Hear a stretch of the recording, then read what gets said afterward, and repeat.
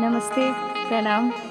मैं सिंगर रुकासवी सिंह आज आप लोग के सामने एक भोजपुरी का बहुत प्यारा गज़ल नज़र के बान जनी मारा उपस्थित करने जा रही हूँ।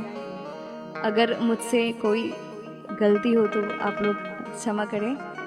मेरा एक छोटा सा प्रयास है कुछ इस तरह। नजर के बान जनी मारा सवरिया तू धरा जइबा। नजर के बान जनी मारा सवरिया तू धरा जइबा। इनाम पहिले से बदनाम बा तू और बदनाम करा जइबा।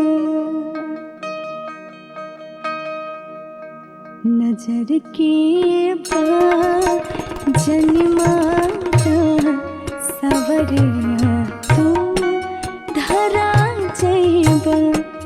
नजर के बाद जनी मारा सवरिया तू धरा जइबा। नजर के बाद जनी मारा सवरिया तू धरा जइबा।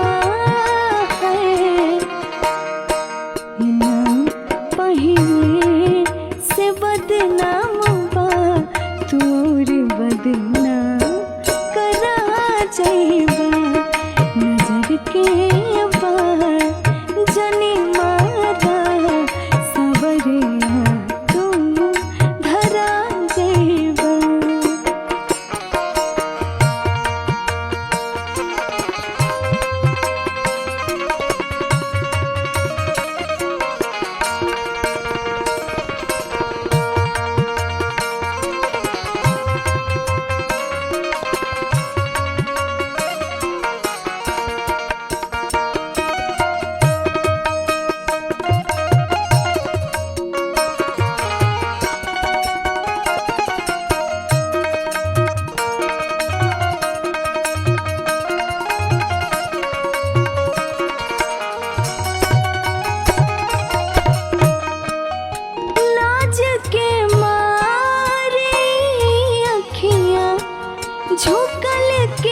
झोंकल रहेला जुबा कुछ भी न बोलेता आँखियाँ सब कुछ बोलेला।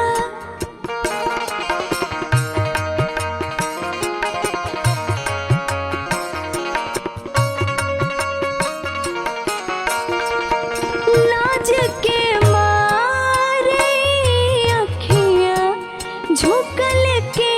झोंकल रहेला जुबा